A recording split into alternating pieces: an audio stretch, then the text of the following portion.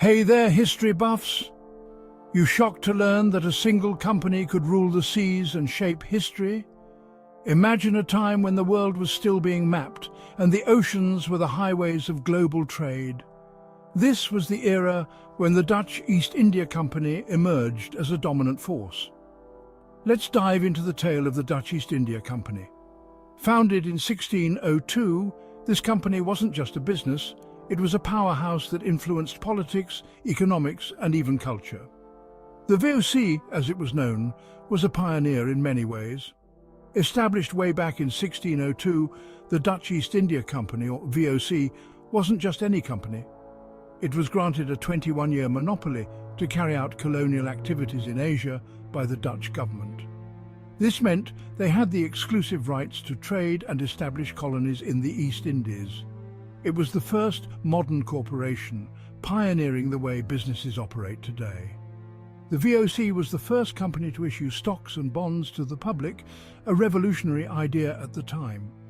This allowed them to raise vast amounts of capital from a wide range of investors. How? By issuing stocks and bonds to the public. This clever move let them gather money from all kinds of investors, not just the super rich. It democratized investment, allowing even the middle class to own a piece of a global trading empire.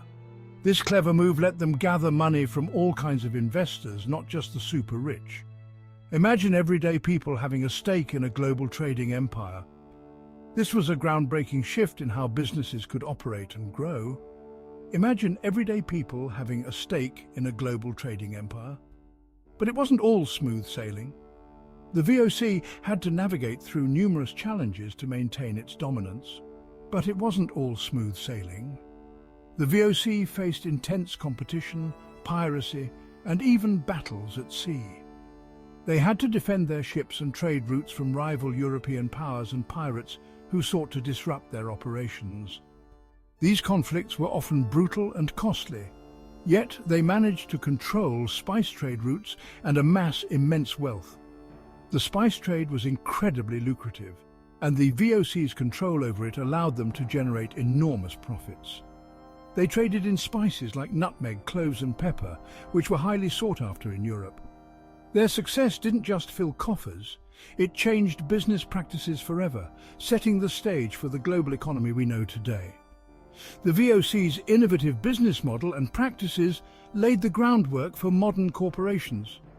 They introduced concepts like shareholder meetings, dividends, and corporate governance. So next time you think about stocks, remember the trailblazers from 1602 who made it all possible. The Dutch East India Company was more than just a trading company. It was a trailblazer that transformed the world of business and finance.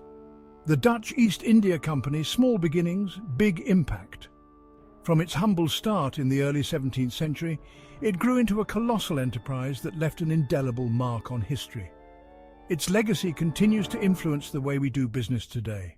As the Dutch East India Company set the stage for modern corporations, another player was rising to prominence on a parallel path.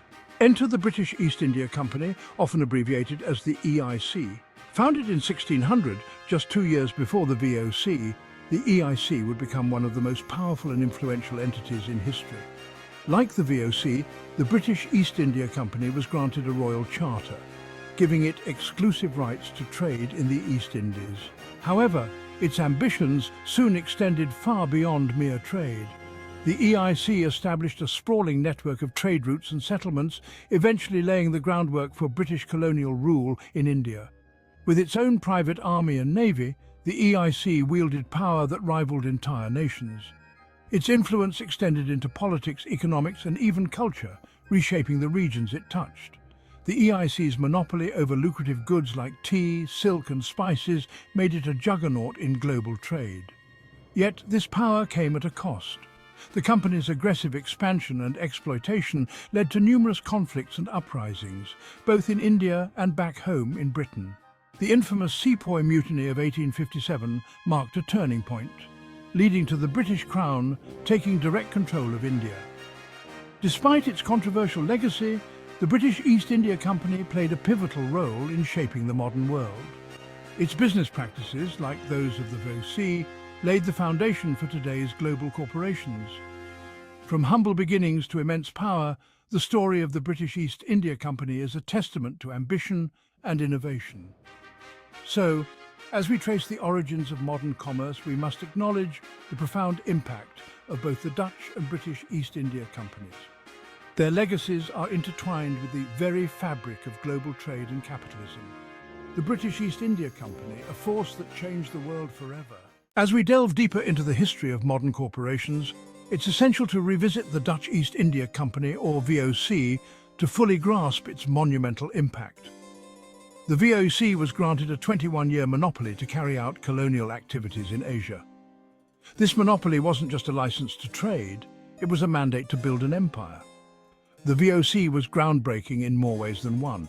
It was the first company to issue stock, allowing ordinary citizens to invest in its ventures. This revolutionary idea of public investment laid the groundwork for today's stock market, democratizing wealth and risk in ways previously unimaginable. But the VOC's legacy extends beyond mere financial innovation. At its zenith, it became one of the world's most valuable companies, amassing wealth and influence that rivaled nations. Its vast network of trade routes and colonies reshaped global commerce, introducing new goods and cultural exchanges that continue to influence us today. Yet, this immense power came with dark undertones.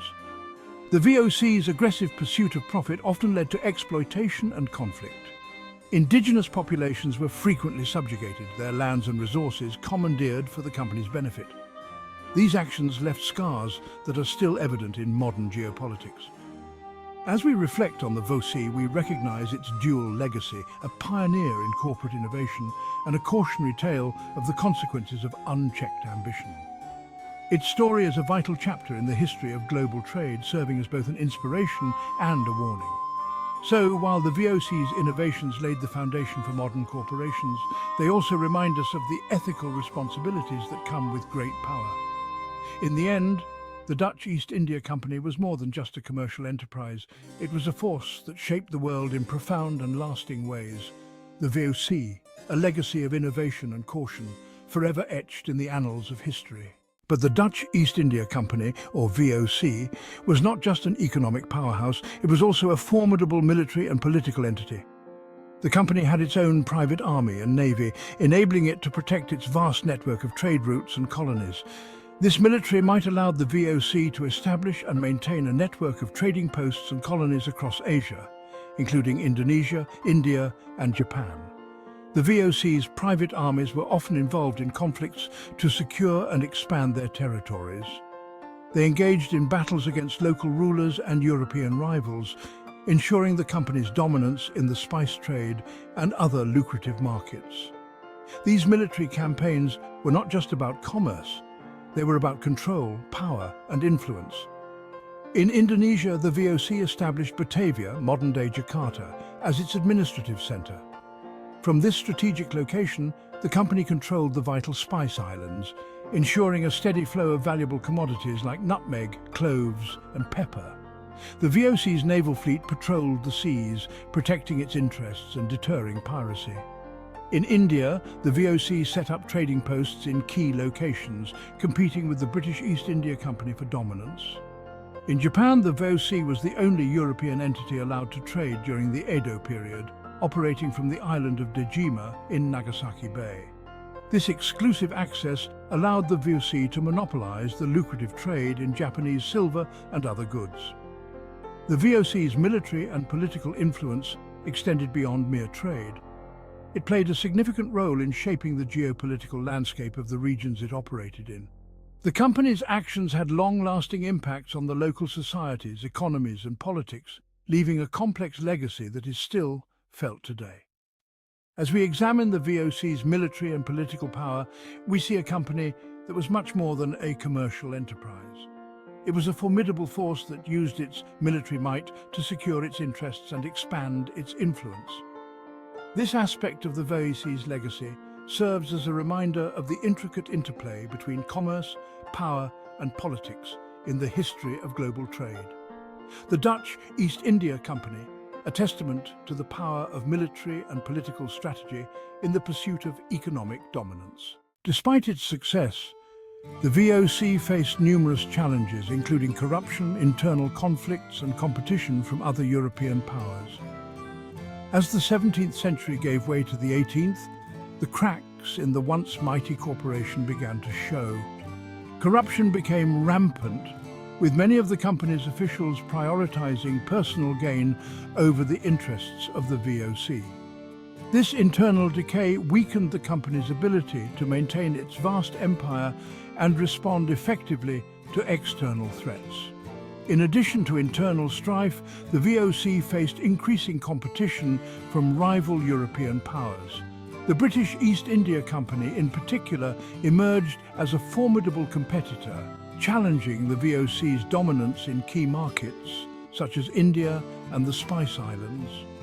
As European geopolitics shifted, so too did the balance of power in global trade.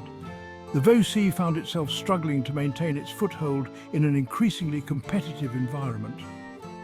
The company's financial troubles were further exacerbated by costly wars and military campaigns. Maintaining a private army and navy required significant resources, and as profits dwindled, the VOC's ability to sustain its military operations diminished. The once profitable trade routes became liabilities, draining the company's coffers. By the late 18th century, the VOC was a shadow of its former self. Debts mounted, and the company teetered on the brink of collapse. In 1799, the Dutch government intervened, dissolving the VOC and taking over its assets and liabilities. The dissolution of the VOC marked the end of an era defined by ambition, innovation, and the ruthless pursuit of profit. The story of the VOC is a cautionary tale of rise and fall, a reminder that even the most powerful entities are not immune to the forces of corruption, competition, and change. The legacy of the VOC lives on, not just in the history books, but in the lasting impact it had on the regions it once dominated. As we reflect on the downfall of the VOC, we are reminded of the complex interplay between power, commerce, and human nature that shapes the course of history. As we navigate through the corridors of modern commerce, the echoes of the Dutch East India Company, VOC, remain ever present. The VOC, despite its eventual downfall, left an indelible mark on the world, laying the foundation for what we now recognize as global trade and corporate governance. The company's pioneering efforts in establishing trade routes, creating financial instruments, and managing a vast network of operations were unprecedented. These innovations not only shaped the business practices of their time, but also set the stage for the development of modern corporations.